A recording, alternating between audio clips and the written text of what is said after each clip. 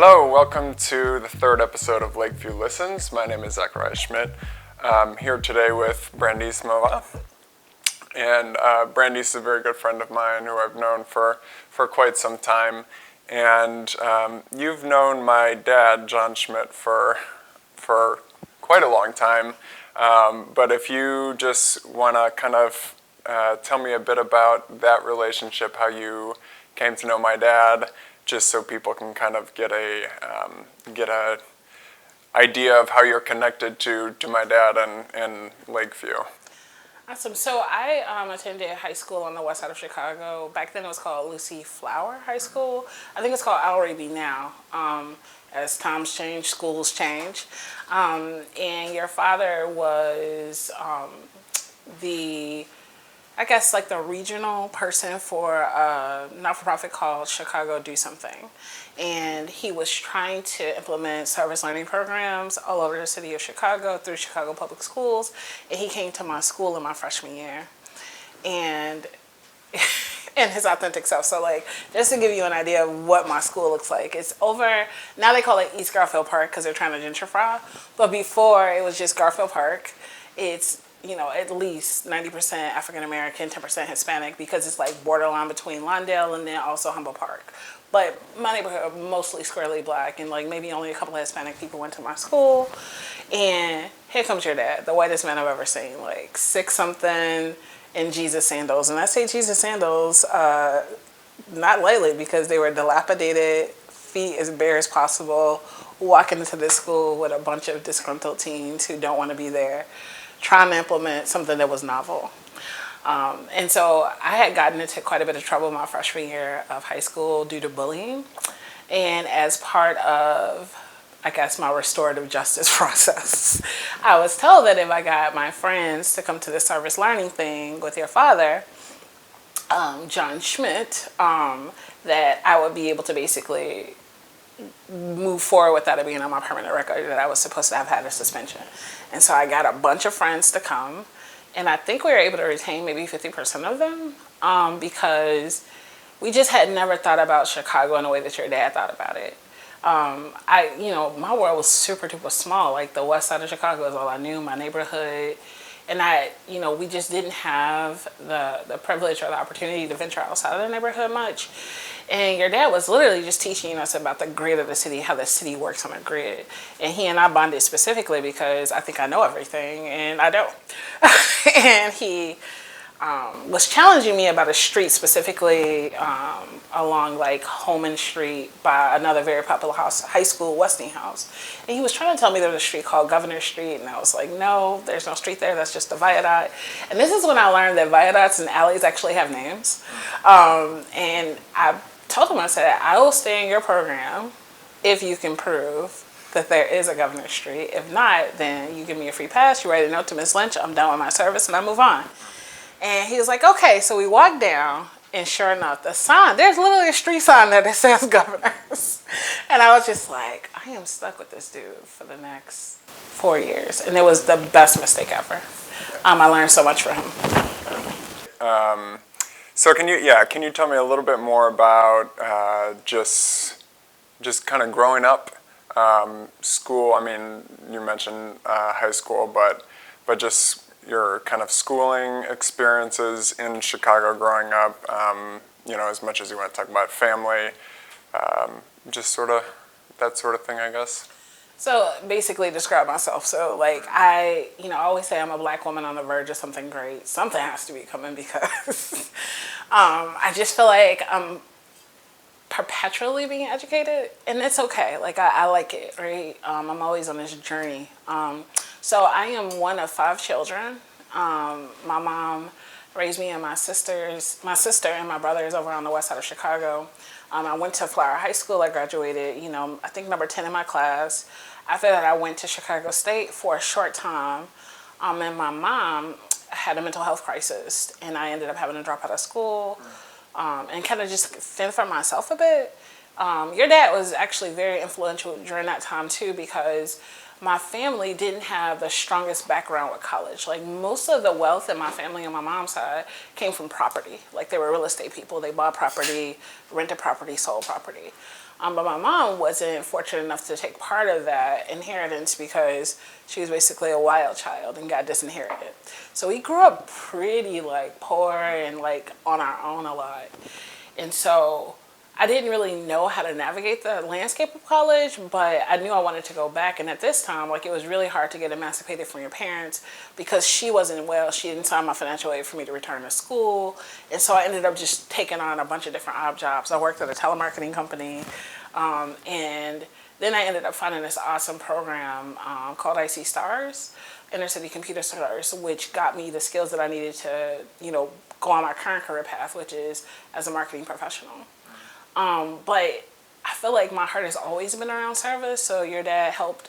I was one of the founding board members of a not-for-profit called Bold Chicago, building opportunities for leadership development back while I was in high school. And I think like he mobilized a lot of youth around the idea that we could build solutions that made a difference in our community. He took me on my first trip out of state, which was to Washington, D.C., to the 4-H Center in order to talk about service learning youth, like being empowered on their own. And so I've always had a passion and idea of service as part of like what I wanted to do with my life. And then you merge like that experience with my youth to my young adulthood with IC Stars. I thought about, wow, like business, leadership, and technology and service all go together in a way that can truly make a difference in our world.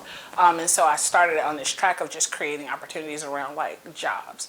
And so I opened a marketing agency. I hired people who are developing talent who didn't necessarily have a traditional path in education, but had skills that were applicable to my agency. And then also did a lot of mentorship stuff and, individual development. And along my career path, it's always been about developing people for the next big opportunity. And so I'm actually just now about to start a new role, actually back at IC Stars, in that same position as program manager. And so I think like, in general, I really care about people and the opportunities that they have allotted to them and then maximizing them for like individual freedom so that you're free to help others. Until you're taking care of yourself, you can't take care of other people. Right. Yeah, so it sounds like a bunch of different things over the years that you were growing up and in the environment you were growing up kind of created all the different opportunities, or maybe not opportunities, but kind of the environment that you're in now and being able to kind of channel those experiences early on to what you're doing now. Yeah, I want to say something that I think is really funny or odd, right? So I grew up in an environment where everybody looked like me, including teachers for the most part. And I truly believe, be a good girl, good things will happen, right? So do your job, do what you need to do, and then you'll have good outcomes. And your dad, unfortunately, was part of the fairy tale because he was the only white person I knew, right? Like that intimately, where I thought that the issues that were happening in my community were self-made. Like that if they would just make better choices, like they wouldn't be poor, they wouldn't be hard or whatever. And look at this very giving white savior in my neighborhood, like trying to make a difference. He's not harming us. And literally it was your dad who was just like, why do you think like you're poor? It was the craziest conversation. I was like, well, I guess my mom just didn't work hard enough and my dad didn't try. And he was like, that's what they want you to think. And that conversation spurred a completely different thinking about my community and my environment over time, and then it got reinforced with my actual own experiences. And so I didn't actually grow up thinking like, oh, like there's something to address on a systemic level, or there's something bigger than what's happening in my little fishbowl. I just literally thought, do good things will happen. And so I'm really thankful to your dad for not trying to reinforce it. Him being a good person himself, like happened to go into like kind of the glamour, like if you don't participate in a community of people, like I had never been in a group of diverse white people, right? Because white people aren't a monolith either, right? So I didn't have any other perception of what they would be like other than what TV told me, which was wholesome through the Brady Bunch. And then your dad reinforced it with his Jesus sandals.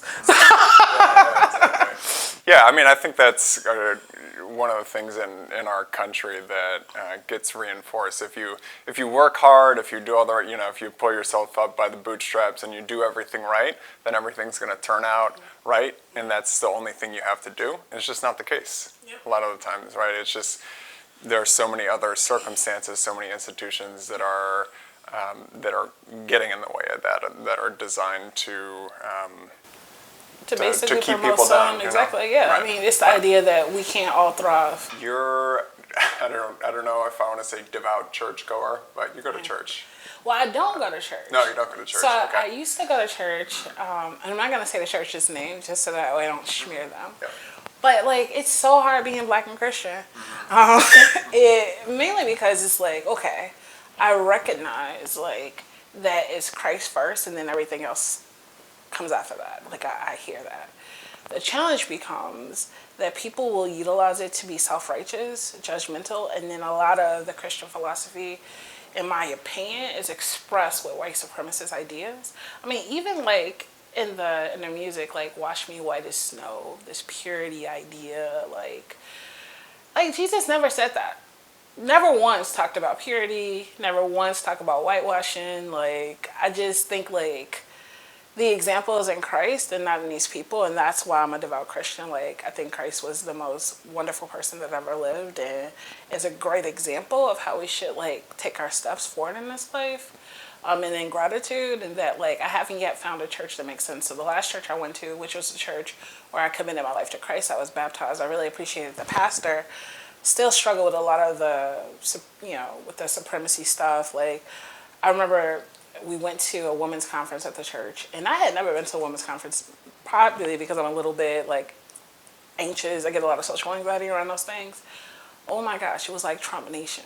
Like I didn't even know. I was like, we sit next to each other every Sunday. And so I just didn't feel a sense of community.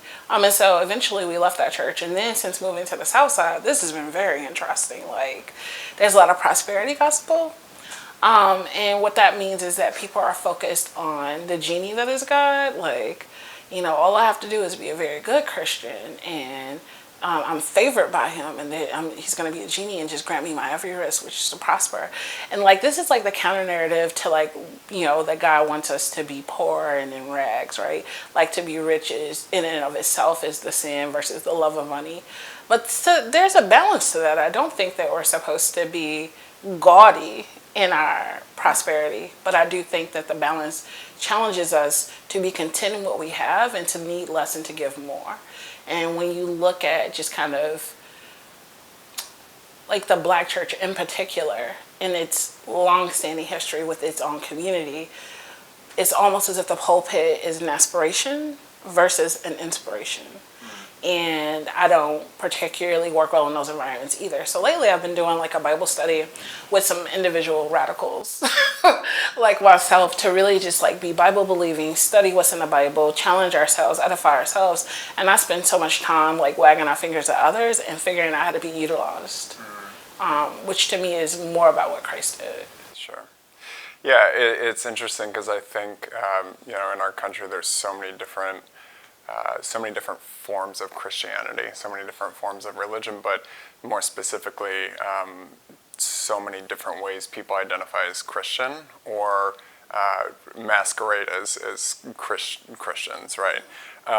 So I think there are a ton of really great people who have dedicated their life to the church, right? And then I think there's also, a lot of people who are saying they're people of faith, but really aren't, right? And just use that kind of as a front. And, so it's, when you just brought up Trump, I think that's, one of the things I want to talk about, but it really is kind of a bizarre thing that there are so many people who have kind of fallen in with the MAGA crowd and the Trump crowd and, Christian nationalism, but that's become such a huge, maybe not a huge portion, but a significant portion of the population here. So I did want to talk about a little bit about that, but we can kind of get into that as we talk about some of these other topics. And so I was thinking about this morning, but we're really kind of in an extraordinary time in our country. Not that there has been a time in our country that hasn't been extraordinary, right? But I think now there's so many things that are really coming out that are at the forefront, that are in the news every day that people have maybe not, I don't know, maybe have not thought about before in the same ways, right? And I think there's a lot of talk in the past 7 years, 8 years, that we're so much more deeply divided than we ever were. And just this morning I was thinking, I don't think that's true. I think we've always been really, really divided. It's just now everything is a little bit more, out there for everyone to see. And you have someone who is very literally just given people the permission to be the worst versions of themselves. So it's all this stuff that's coming out that's been there, that's been under the surface in a lot of places, that's just now coming up. But I really don't think that we've ever been a unified nation in a lot of ways. So we're seeing things now that really, it feels like, okay, are we in 2023 or are we in the 19th century, right? So there's all this revisionist history, there's book bans everywhere, there's new curriculum being brought up that is just but just is really absurd when you think about the reality of our nation's history and what's happening in our country. But I just want to kind of get your thoughts when we think about things like book bans that are happening, things like in Florida where they're introducing this new curriculum in the schools that talks about slavery having positive effects. Mm-hmm. What are the ramifications for that kind of stuff presently? What does that look like if this kind of stuff continues down the road? I know that's a lot to no. That's a great question. Put out there. So America is very on brand. I think when we talk about it publicly, it feels like, what are they doing? No, that's what they've been doing, right? So Florida is doing what it's doing and now trying to get national appeal. So to take a step back, when we look at America, it was designed to be divisive, right? It was to say on a federal level, we agree about this stuff, but on a state level, we're going to do our own thing, right? And that means we never intended to be a common voice, right? If we all agreed, we just have federal oversight and everything will be a federal law, and we would all be unified underneath that one governing or that one piece of sovereign doctrine that we have that is supposedly federal law. But we don't do it, and we're proud of it. We're like, well, in Illinois, we will always be a safe haven. We'll open up our doors, and then we get a flood of people coming in, and everybody's upset. Why do they get to go to these schools, and why do they get to stay in this neighborhood, and why do they get these passes? Well, because they're fleeing for their lives, and we need to get them off the street, and winter is coming. The end of the day, do you want to be a liberal sanctuary city or not? What do you want, Illinois? And we're talking about Northern Illinois, because we know Southern Illinois does not agree with Northern Illinois politics, right? So even within states, there's all this division. So you're right. We've never been of one voice. I remember Eric Dyson made this comment about Barack Obama thinking that he has to be the only president that doesn't address black issues, and that he wasn't exceptional and that he had to deal with black issues. And I started to ask him, what are those issues? What is the single black agenda? Because we're not a monolith. What are the things we have in common, what we agree on? Because you ask one black person, hey, we need to deal with this situation with police violence, and another black person was like, well, if he'd pulled up his pants, that would have never happened. So American influence influences no matter what our color is. Now, the truth of the matter in terms of what reigns supreme in America will always exist, whether people believe in that or not. But I think that things like book bans and revisionist history and building curriculum to soften or to basically brainwash the next generation into believing that there were benefits to shedding blood of thousands of people. And it's not like African Americans were the only people enslaved, right? They tried to do it with the Native Americans too, right? And also just in the way that they disenfranchise people who are Native on their own land too, right? Even Mexico, right? Or the purchase of Texas, right? When you look at the history of America, these kinds of acts are on brand. Now, in recent administrations, what it did is that they gave a headliner to help give voice and light to in a very comfortable way of people who've been thinking this way for a long time. Whether we say it out loud or not, these are the things that are taught at the kitchen table, right? You know, I always say you'll hear a lot of conservatives talking, especially Christian conservatives too, talking about, wow, like we have to be very careful because they're trying to indoctrinate our children. Well, this is because we're the kings and queens of indoctrination. We understand exactly how it works better than anybody else. You teach children from the time that they're very little to pray, and you teach them all of the things that they need to know that go with your own philosophy in life. And so when you see other people doing some of the same practices in order to teach children maybe a different way of thinking, like your way of thinking, your value system is subtly challenged. And I always say to people, like, I understand as a Christian, I do want the freedom to teach my children to pray. I do strongly believe in my ideas and my values and my faith. However, I also have the privilege of being the dominant faith, right? How would I feel when it's not the dominant faith and then people are forcing their values and their ideas on me? Like, I think we get very comfortable when we're leading or when we're the front runner to try to tell people what they should and should not believe in. We want to delete the parts that make us uncomfortable or show us ugly parts of ourselves.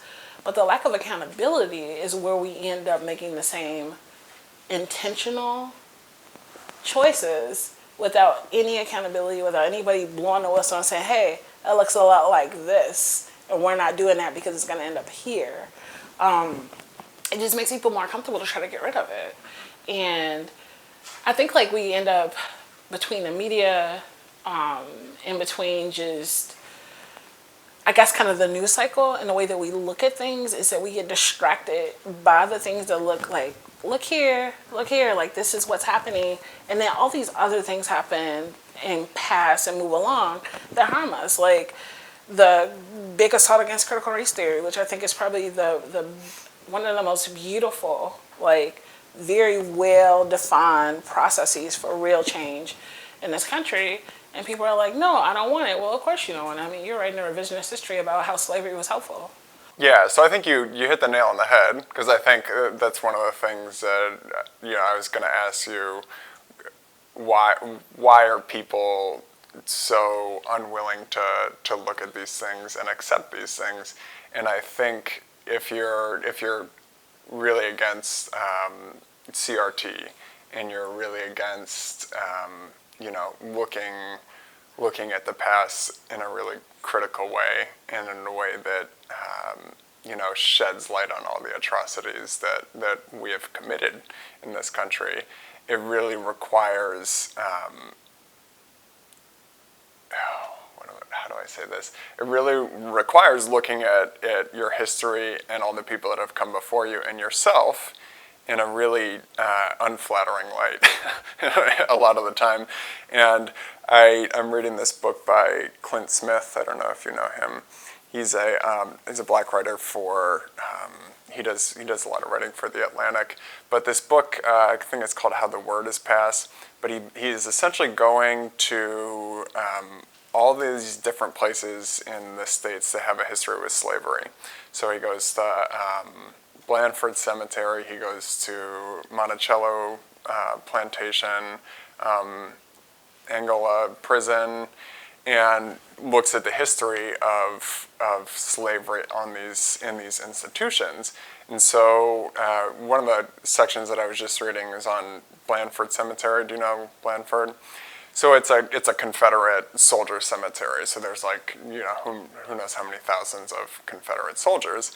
And he goes there, I think, on Memorial Day, and there's this whole ceremony, and there's all these people that are dressed up in Confederate soldiers outfits, and they're doing reenactments. And he talks to a bunch of people that are at this ceremony, and they're all kind of saying, just basically defending the Confederacy and saying, this wasn't about slavery, this was about states' rights, and there were black people that fought for the Confederacy. And, one of the things that he was saying was sort of what I just said, but it's just not being able to look at the truth of history, because it is just a complete reckoning with not just the history, but with yourself and who you've kind of built yourself up to be. And so all these people that have ancestors that were in the Confederacy that would require completely doing away with this invented history. Yeah, one of the things that, is really interesting to me is this cling to goodness, right? Like, the truth of the matter is, I'm pretty sure my ancestors did some rotten stuff too. Like, good and bad. I mean, I can't, I understand that chattel slavery was appalling, right? Like, I mean, as somebody who I know that my ancestry is rooted in, I mean, my grandfather was a sharecropper.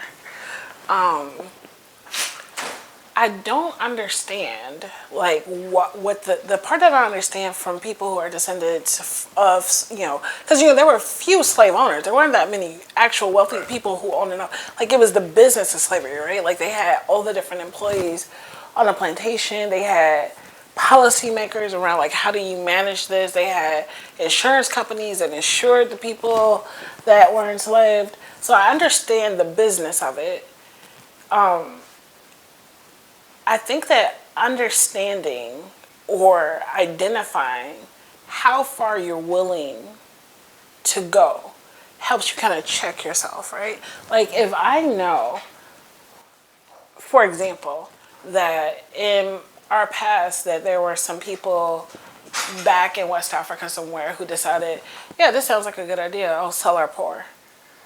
I'm like, wow, like, that's a level of consciousness that I have to kind of accept. Like, wow, somebody saw this person and said, yeah, I'll sell my poor. Now, I understand that slavery for them was different. It was like more like indentured servants, somebody you have to take care of. And so they thought these people would work and be taken care of versus what they actually encountered, right? But I don't understand this clinging to, like, oh, I'm going to go ahead and just write a new history. I'm going to not call it slavery. I'm going to call it the transatlantic slave trade, because slave trade, it makes it feel more like what is the slave? It's a person, right? I don't understand why not absorb it. Why not know how deep and depraved we can be as people, and why not celebrate how far your people have come, right? To say, hey, like, I know that we still got some stuff. I know that, racism is systemic. I know that through our family, we've passed down some of these values and ideas, but there is a possibility because of policy, right? Not because it's just of our own goodness, right? Like the Confederacy, they didn't say, oh yeah, let's just like stop doing this. But there's an opportunity even when forced. It's just like laws exist where you don't rob a bank, right? Like, and there are quite a few people who probably still would like to rob a bank to get ahead, right. But because you have an opportunity, because the policy exists, to examine how far you would go to get ahead, how far you would go to be part of the 1%, right? And saying, you know what, because this policy exists that prevents me from doing that, how do I actually check and change my heart, right? And not enough people are willing to do that. That part I don't understand. And part of it is like, that's the difference between, I think about decency and people who just are indecent. And I feel like we want to believe that people are good. Like, we want to believe, like, oh, this whole idea of evilness and wickedness in the hearts of people. No. Or when they say, oh, this person is just mentally unstable. Well, I'm sorry, don't cast shade on people who have mental health challenges just because this person is evil. You need to believe that evilness and wickedness actually exist in man. Like, that's why Dylan Roof existed. He was an evil, wicked person. He was not mentally unstable. Like the reason that that woman was run down in a car in Charlotte is because there's an evil, wicked person behind the wheel. This is not some sense of just uncoupness. Like, the evil wickedness that exists is in people. Like, there was a video recording that came up recently where a police officer hit and ran a young woman from, I think she was from India. I know she was a brown-skinned woman from overseas, and her mom had sent her here to finish her, like, master's or something like that. And he basically, was talking to the police union and saying, like, yeah, just write a check. I'm a remarkable person. Like, oh, I did see. I saw that just this morning. Yeah. Like, because he accidentally turned on his body cam footage, and somebody would say, oh, well, yeah, look at him. Look at his past. He had all these infractions on his record and all that. And I'm like, but listen to how he disregarded this person, right? and you want me to say, oh, he's mentally unstable? No, he's evil, right? And when you start to learn that people are actually evil, maybe you combat evil with evil. Like, well, combat evil at where it is. Right? You don't just give it a pass and say, give it a pill, put it in an institution. Is recognizing that evil exists in the bodies of humans every day, and you can't respond to evil with passiveness, which is kind of how we deal with everything, right? Right. Yeah, I mean, I think the really scary thing for me that I see when I look at the news every day is that I mean, I'm very aware that there is true evil out there. But I think the scary thing for me is looking and seeing that there is true evil that is on full display at levels of really high leadership in our country, and that there are so many people that follow it and that are okay with it and that vote for it. Someone like DeSantis is a good example. I think Trump is a little bit more of an interesting case, but I look at someone like Ron DeSantis and not just think, but I look at him and know that is an example of a truly evil person. But again, just this one thing, if there's a person like that, and it's kind of an isolated case, right? But it's another thing that someone like that can not only get elected, right, but continue to do all these things in office that are just so despicable, and people will vote for that person and reelect that person. Because they're evil too. Like, they just get to hide. So do you think that? But do you think that every person that votes for someone like a DeSantis or a Trump is an evil person? Yeah, but see, like, there's a journey, right? All of us are on a journey, right? There are things that I would say that in my past would qualify me to have participated in evil too, right? Evil is not necessarily a sentence, right? I do believe, as Christ believes, that everybody can have redemption, right? The thing is that people make a choice every day to cling to evil and never turn from it, to put their own interests above the interests of the common good, right? And so they're like, I want lower taxes, I want smaller government, and I don't care what he does to those other fools as long as I get what I want. That is evil. No other way to look at it. Yeah. And so for me, like, yeah, they have a chance to turn, but they can perpetually stay in evil too. It's a choice. You know, there are scales of evil, right? Sure, they're not dealing rough, but they certainly support policies that enable him to wipe out people sitting in a church peacefully praying, right? Yeah. And so to turn a blind eye to all the children that have been murdered, in this year alone, we're over 25,000 people killed at the hands of guns. Do we care? No, because we're evil. It's just kind of the part of human beings, right?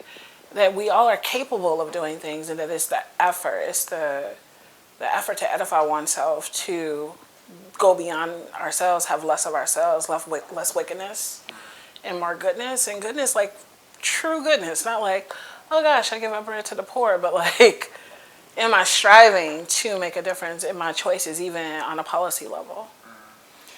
Yeah. It's a tough thing to try to. Another tough thing that is hard to come to terms with is kind of being aware that every person has, to put it in really simple terms, has darkness and light, right?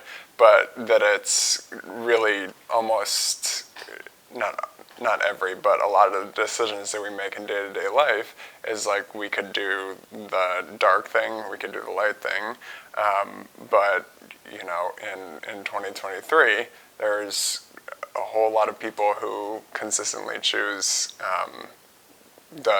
let's say the wrong thing, who choose the dark thing. And I wanted to, since you mentioned Dylan Roof, there's just another in Florida, the Jacksonville shooting, just a couple of weeks ago. But and we've seen, who knows how many shootings by white supremacists and killings by white supremacists.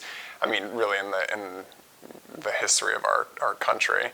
But if we're just thinking about the last 10 years or so, that this keeps happening, and that there's this cycle of everyone's really upset, and how could this happen? Everybody's not upset. Maybe not everyone, right? But at least on the surface, let's say, right? Not no one, right? But most people are not gonna just say whatever on the surface, right? At least when we're talking, let's just talk about politicians, right? They're gonna come out and say, this is so horrible, like thoughts and prayers, that kind of thing. And then, we think about, okay, things are gonna change, we're gonna change laws, but then after that, nothing really happens, right? There's very limited accountability. No one makes a change. Things get stuck in Congress. People aren't, doing enough to make the necessary changes.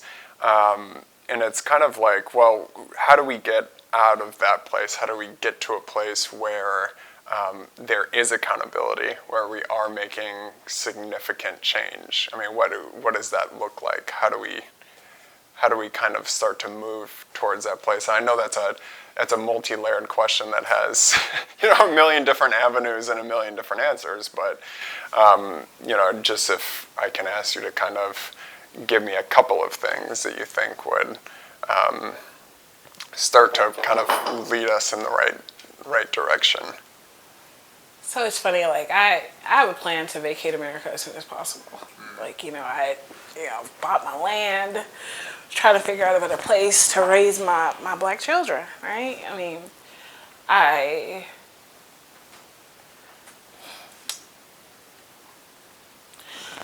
So I believe America is the biggest puppeteering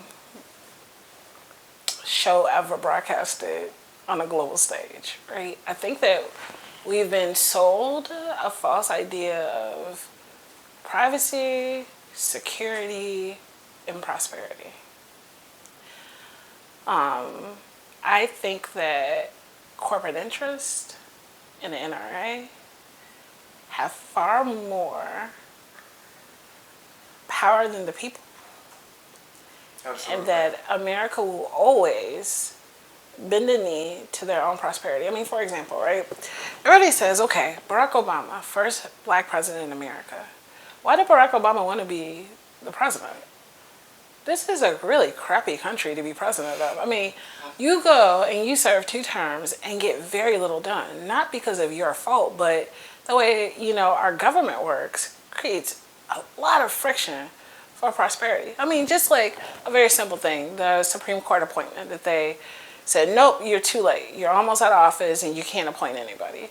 And then Trump fast tracks, does whatever he has to do. Biden won't pack the court, and then we lose substantial human rights, right? Women's rights.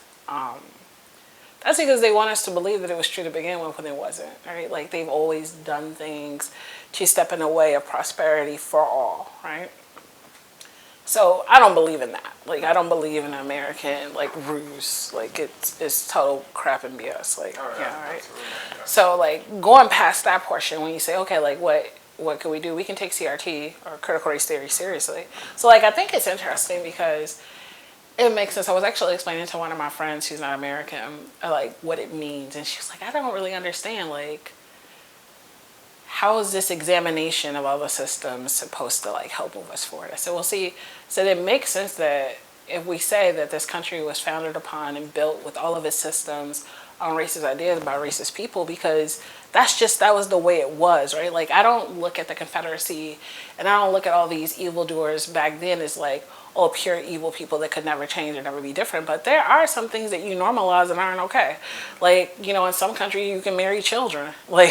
In America, even, you had young girls that were, kind of sent off as broads as part of kind of an exchange. Marriage historically on a global level is really about transaction, right? Because that was the value of women, and women have had to work in order to establish themselves as people, right? And so I recognize, when I look at these people, that there is an evolution to decency in America too. But as it is, like the systems that are all founded are built by people who never intended to include anybody else but themselves. And the default American is a white man, right?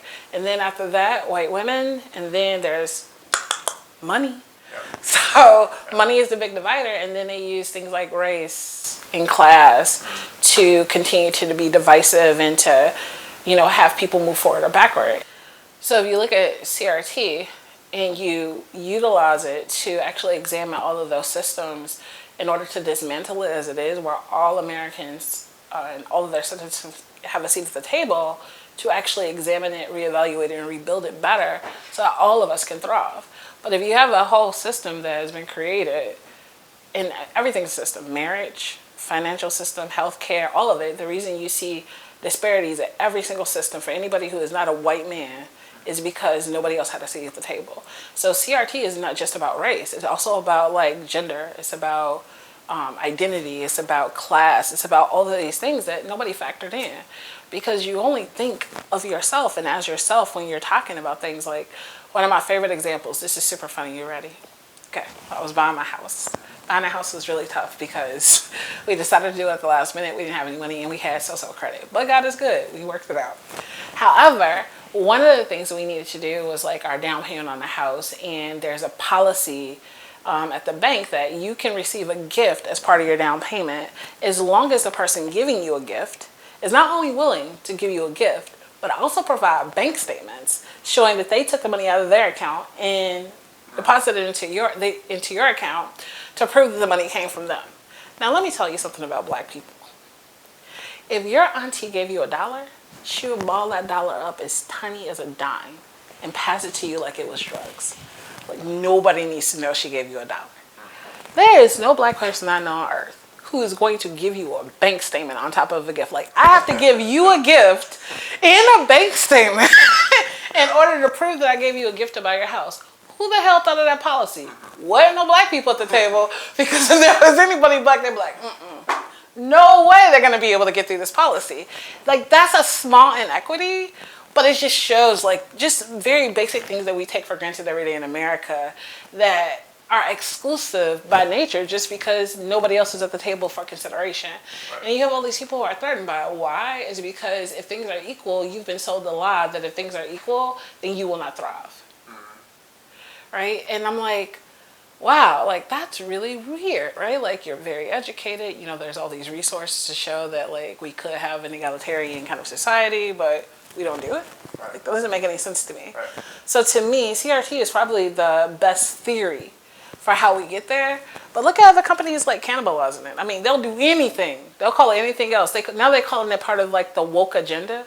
And woke agenda cracks me up too, because I don't know when woke became a whole thing. Like one day I looked up and being woke wasn't just a warning as part of as part of black pop culture.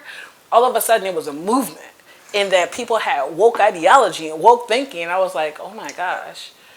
And then when they say woke, they bulge their eyes and they say woke agenda. And I'm like, oh my gosh, what is this thing? Somebody tell me more. No, it did kind of happen, yeah. It just out of nowhere, right? Yeah, like all that. I think really just in the past, not even year. Yeah. Where it's just like all of a sudden it was there as a catchphrase or in the news, and it's like this horrible thing all of a sudden. And the other thing is, I don't think anyone really knows, anyone who uses that as a derogatory phrase, I don't think anyone knows what that even means. It isn't. Like, if you were to ask someone who's, what does that mean when you say woke, wokeness? I don't think that person could say this is what it is. I think it's just throwing out there for any liberal idea that they don't like, But I don't think that the way that wokeness is being used in that derogatory term or that derogatory way has any kind of meaning. So I think that with the dismantling of things as they are and rebuilt with the people and all people at the table, that's a real opportunity for America to advance. But the other thing America must admit is that society is never complete. We'll have to continue to evolve it. People continue to grow. How we look at things. I mean, just think about the trans community. I mean, I, for one, am far behind on all the ways to describe things or think about things, but even just including everybody at the table gives us an opportunity to create a more sane society where we're not just fighting over things that really don't matter in the grand scheme. Like, that we're really just focusing to ensure that everybody at least can eat, live, and have peace day to day without worrying about, I don't know, the next mass shooting, or am I safe to walk to the corner store in my own neighborhood? When the police are behind me, the panic. Oftentimes I just pull off. I pretend I'm gonna go to the Dunkin' Donuts. Anything to not be on the same street as the police. So it's just the amount of peace that we have. Like, if anything, I wish peace upon all. But unless we're willing to examine ourselves, edify ourselves, and do it incrementally over time, we're gonna stay stuck. And I don't think America at all wants to change. If anything, we just want to change the narrative to pretend that we've always had it. Sure.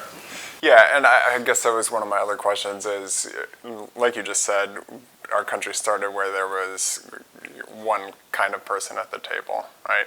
And that's maybe just now starting to change a bit, but then there's this huge, just having a black president, then there's this huge backlash. And I think anytime that happens, anytime there's a little bit of progress, you get this, especially in this country, you get a little bit of progress and there's this huge backlash, right? So Obama president for the first black president in, since our country's founding. And then, it's like 8 years of that, and then we get a white supremacist as our president. And so, but regardless, we're starting to, at least some of the country is starting to try to get other people seated at this table. For me, it's really hard to kind of see actual progress. And so, I see kind of really small changes that are sort of starting to happen. Like, people are becoming a little bit more aware of things like police brutality, climate change, these really kind of rotten systems that our country is founded upon. But in my mind, it's just not even close to being enough. And so I guess my question is, like, is there hope for the country in the way that we're going now? Because it just feels like this tiny little incremental change is never going to be enough. And especially considering we're not, I don't think we're ever going to be able to, completely dismantle all of these systems. It's like a house that has, a really bad foundation, and we're maybe painting a room or two, right? But the rest of the foundation that kind of holds the house up is just crumbling. And so we can make all these kind of cosmetic changes, but the systems that our country is built on are still there and are still rotten. Mm-hmm. Yeah, I was gonna ask you, actually turn that question back to you. Like, why do you need it to actually change? What? Like, do you need America to progress? Like, do you need it to change? Yeah. Yeah. And that's because why? I mean, it's a long list. I think in general, it's because there are so many people that are being screwed, that don't have any of the rights that I as a white man have, right? And that we're doing so much that is just that's just destroying people, that's destroying the environment, that is holding up the 1%. All these things that are just that I see that are just horrible for so many people, and people that I care about, and it just is something that I can't stand by and be okay with, even if these things are if I'm speaking honestly, most of these things that are being implemented are not affecting me directly, right? I'm not being affected by things like immigration policy or maybe climate change policy sort of indirectly. Like this summer I can walk outside and be affected by the wildfire smoke, right? But not necessarily in the same ways as someone who doesn't have access to good health care. But all that to say is I'm not being most policies that are being implemented, I'm not being affected by those things. But I see all of these people in our country that are being very negatively affected by these things. And it's not something that I can sit by and say, yeah, I'm okay with where we are. I just think that any other unhealthy relationship you leave, you break up. Like you see like all the building blocks and all the elements, you say, listen, I understand why you're dysfunctional, but that doesn't mean I have to have you in my life. Right, but I think the thing for me is, and as someone who has a ton of privilege, is that it would be really easy, maybe not really easy, but it would be relatively easy for me to pick up and say, I'm done with this, right? But that's the other thing is seeing so many people who can't do that is something where I can't just in good conscience say, yeah, I'm done with this. I'm gonna take my privilege and go somewhere else, and everyone else who can't get out, screw them, whatever. Yeah, I think you, maybe the way that I posed out was confusing, right? So for me, what I mean is for me is if it's toxic, I'll roll out, right? I think that the problems of America need to be fixed by white Americans, specifically white males. Yeah. You live here in Chicago. Why don't you go live in Iowa or Nebraska or Wyoming? Why don't you go live in a red state and fight with your people? Why are you here? This is a very comfortable place for a white man, right? Yeah. Go and deal with your hicks. Go deal with your white supremacists. Go and talk to them about what they're doing to degrade the quality of life of the people around them. And so that I don't have to. Sure. So I don't have to keep telling people Black lives, matter. So I don't have to be afraid of the police. Because at the end of the day, you can literally ghost your way into public office and make more change than any of the women of color, like Alexandria Cortez Metcalf, her class of people who've come into office, because you're a white man. But I think a lot of white men, especially the liberal ones, they're enjoying service, they're enjoying conversations, they're enjoying philosophy, but they're not rolling up their sleeves and going to do the dirty work and dealing with their people. I don't want to have to do that labor. I don't want to have to risk my life for it. I don't want to keep voting and pretending that sending good people into bad places makes a difference. To me, politics is where good, hardworking people go to die, right? It's the people-to-people stuff that matters. It's I can call you on your stuff and nobody's going to say, oh, you don't qualify because you got tattoos, right? Imagine you tried to be president, Zachariah. They're snuffing you out right away because you don't look like a good enough puppet. You know what I'm saying? You didn't wear the blue suit and the maroon tie. So for me, it's to the thing that you said earlier about people are upset about you. No, they're not. They're temporarily uncomfortable. Ooh, that sounds terrible. But why don't you go do something about it? You literally can. Because we keep participating in the masquerade, we keep voting, we keep marching, we keep talking. Nobody's flipping over the tables. Jesus didn't fight all the time, but when he did, he beat people out of the temple, flipped over tax tables. He was not playing because at the end of the day, what he stood for was very apparent, right? And he didn't necessarily force or strong arm people to do anything. But our way of being upset is to talk to a couple of people who's why are we changing? Blah, blah, blah. It's just so bad. And then we put on pussy hats in March, right? That's crazy to me. I look at it and I'm just look at all this posing. We only do what's very comfortable, right? Even me, the older I've gotten, now that I have 3 little kids, I'm always if I go protest, I could die. Right? Yeah. So I should probably make sure that they still have a mom. Yeah. But nobody is doing it in my place. And then people, well, Like, look at, civil rights leaders of my past, right? Martin Luther King shot in the head, Malcolm X murdered at a speech. Like, I mean, I'm just saying, like, you could indeed risk your life for the prosperity of who? Because, see, the thing is that they want me to believe that because of the work of Malcolm and because of the work of Martin Luther King that we've seen so much change. No, they've just buried it, and now it's more sinister. They've gotten very clever, right? And I can see it, I can feel it. It's the anxiety that people of color, women and children live with every day. Look at how we treat our children. Like, you can be an offender, get a slap on the wrist. I mean, think about Jared, the subway guy, right? Yeah. Slap on the wrist, right? They don't even tell you what these people are doing to children, right? And then all you get is like some kind of quarantine where you can't be around children, right? We do not protect the least of us in society as we're called to do at all.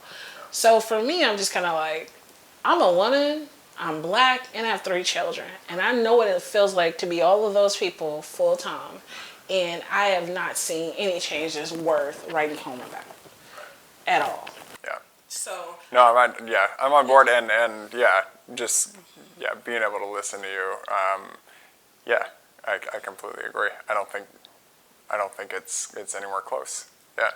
I do want to ask you, so you said I can, and you're right, I can completely leave Chicago. Go on. Well, I don't know if I want you to leave, Zach. I need you to stay. I don't want to leave either, but let's just say, hypothetically, I could go out to middle of Wyoming, Arkansas, wherever, and I, could have conversations with people who have voted for Trump. Do you think that would have any effect? Because the thing is, all the truth is out there. Like, all the facts are there and have been put in the faces of people who have voted for Donald Trump, and the response is, no, I don't believe that. You've had someone come into office and say, the sky is green, and they've said, okay, yes, I agree. I could go outside and say, look, the sky is blue, and they'll say, no, the sky is green. So how does that, again, I could go out there and we could have conversations, quote unquote, right? But if someone is not agreeing on basic reality, what difference does it make if I go out and say these are the facts if we're not living in the same reality? Right. I think that you think that I'm limiting it to conversations. I'm talking about flipping over tax tables in Wyoming. I'm not telling you to go and confront ludicrous people with sound mind and philosophy and idea. Like, otherwise we wouldn't have the problem that we have. Right. I'm saying that you have to change the landscape. I don't care if you breed it through because you adopt a mass of children. Like, it's just like, for example, they talk about the dreamers, right? Yeah. And they're trying to prepare, politicians like, hey, all those people who now have citizenship because they were born here, their parents were dreamers, they are the next class of voters. Right. You don't understand their situation and you haven't prepared for them, they're going to get you out of office. If we don't change the landscape by literally raising the next generation of people, influencing the next generation of people, you on the ground as a white man have more access to white children than I'll ever have. They don't want me influencing their kids. Right. But you have an opportunity to do that by going into different places, basically indoctrinating different ideas and different perspectives. Because right now we all live like in an echo chamber. That's the reason why people live in Wyoming. The reason I live in Chicago is because I don't want to deal with crazy people who live in Peoria, right? So that's what I'm calling you to do. I'm saying, like, sacrifice yourself for the change.